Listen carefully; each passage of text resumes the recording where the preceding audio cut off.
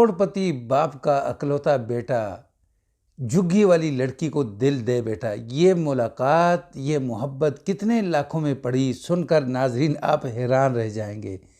काश मोहब्बत की कोई दुकान होती, हमें भी उसकी कोई पहचान होती, ख़रीद लेते तमाम मोहब्बतों को, चाहे उसकी कीमत हमारी जान होती।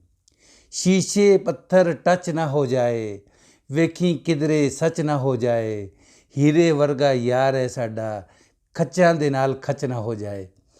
अस्सलाम वालेकुम रहमतुल्लाहि व बरकातुहू। मेरे मोअज़्ज़िज़ नाज़रीन इकराम, बाप का करोड़पति बेटा, अकलौता बेटा जो कॉलेज के अंदर पढ़ता है, तो कॉलेज से छुट्टी होती है तो बाहर आता है, तो बस जो खड़ी होती है उसके अंदर बैठता है।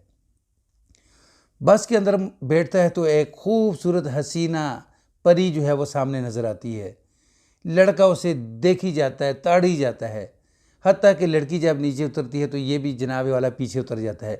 लड़की इतनी होशियार होती है, वो एक शॉपिंग मॉल की तरफ निकल जाती है, ये भी पीछे पहुंच जाता है। पीछे पहुंच के मुलाकात होती है। मुलाकात के दौरान वो भी कहती है कि मेरा बाप का ये बिज़नेस है, फ़लाँ काम करता है। लड़का भी खुश हो जाता है। दोनों वहाँ बैठ कर फिर जूस वगैरह, कुछ लेज़ वगैरह खाते हैं। लड़का जो है इतना बेताब होता है कि उससे ना नंबर ले लेता है। तो अब रात दिन जो है वो मैसेज के ऊपर जो है वो मैसेज करना, फिर लंबी लंबी कॉलें करना, फिर एक दूसरे को जगाना, फिर रात के वक्त गुड नाइट जो है वो कहना। नाज़रीन, फिर लड़की की हर खुशी के अंदर छोटी सी छोटी खुशी हो, यानी आज मेरी फ़लाँ खुशी है, मेरी बर्थडे है, तो लड़का उसे गिफ्ट जो है वो ख़रीद कर देता है, लाखों के अंदर जिसकी कीमत होती है। तो एक दिन लड़की जो है वो कॉल करके कहती है कि अब मैं आपके पास आना चाहती हूँ, अब मेरा घर के अंदर दिल नहीं लगता। तो लड़का जो है उसे पहले समझाता है कि अब मैं अपने वालिदैन से बात करूँगा, फिर आगे बात जो है वो बढ़ाएंगे। लड़की कहती है नहीं, बस अब मैं आपके बगैर रह नहीं सकती। नाजरीन, ये झुग्गी वालों की जो बलोचनियाँ होती है ना, लड़की उसकी होती है। पता है आपको, बंदा जो है पाकिस्तान के अंदर कुछ से कुछ भी बन जाता है। ये ब्यूटी मेरा ख्याल फ़ाइज़ा करीम जो है उसके साथ बंदा जो है चंगा भला, जो काला जो है वो भी सफ़ेद हो जाता है, गोरा हो जाता है, बग्गा हो जाता है। तो लड़की जो है जब लड़के से फ़ोन के ऊपर बात करती है तो लड़का कहता है ठीक है आ जाओ। तो लड़की जब जाती है तो लड़का उसे लेकर एक रेस्टोरेंट के अंदर दाखिल होता है। जैसे ही रेस्टोरेंट के अंदर दाखिल होता है तो पीछे एक औरत आती है। तो लड़की जो है वो घबरा जाती है, कहती कि ये तो मेरी फूफी है। लड़का कहता है अब क्या करें? कहती कोई बात नहीं, फूफी से मिलते हैं। फूफी जो है मिलने के बाद जो है बड़ी खुश होती है कि लड़की से पूछती ये कौन है? लड़की कहती ये मेरा दोस्त है, मेरे होने वाला शोहर। फूफी बड़ा खुश होती है, लड़का भी खुश हो जाता है। लड़का उसे फिर वहाँ से निकालता है, एक शॉपिंग मॉल के अंदर ले जाता है, कुछ गिफ्ट गुफ्ट लेकर देता है। नाजरीन, ऊपर से जो है यानी फिर एक और औरत आ जाती है। लड़की कहती ये मेरी माँ है। माँ जो है अब लड़की को डांटना शुरू कर देती है कि पता है आपके बाप को पता चला तो वो आपके टुकड़े टुकड़े कर देगा, ये क्या किया? तो फिर लड़का जो है माँ को जो है कुछ शॉपिंग वगैरह करवाता है। तो उसके बाद लड़की की माँ कहती है लड़के से कि देखो अब बात ये है कि अगर आपने यानी हमारी बेटी के साथ रिश्ता न किया तो ये बहुत गलत हो जाएगा। लड़का कहता है कोई बात नहीं, मैं रिश्ता करने वाला हूँ, मैं अपने वालिदैन को आपके घर भेजूँगा। तो खैर नाज़रीन, 2-3 दिन गुजरते हैं तो लड़की जो है वो फिर कॉल करती है लड़के को कि अब फिर मुलाकात करनी है। फिर चले जाते हैं यानी एक शॉपिंग मॉल के अंदर।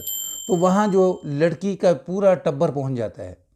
तो लड़के को कहते हैं देखो बात असल में ये है कि अगर किसी तरह की आपने होशियारी करने की कोशिश की तो हम अभी इसी वक्त जो है पुलिस को बुला लेंगे कि आपने हमारी बच्ची को अगवा किया है, इसके साथ कुछ गलत किया है।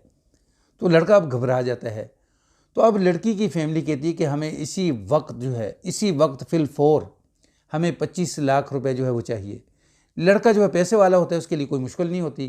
खैर वो चेक जो है वो लिख कर देता है, कहता है कि ये कैश करवा दो। तो अब लड़की के जो वालिदैन होते हैं वो कहते हैं खामोशी के साथ अब यहाँ से निकल जाओ, किसी से कोई जिक्र नहीं करना। नाजरीन, ये कोई 2-3-4 दिन गुजरते हैं। लड़का अब उसी नंबर के ऊपर, लड़की के नंबर के ऊपर ट्राई मारने की कोशिश करता है, लेकिन वो नंबर नहीं चलता। तो लड़का जो है फिर अपने दोस्तों के साथ बात करता है तो दोस्त जो है फिर इसके वालिदैन से बात करते हैं।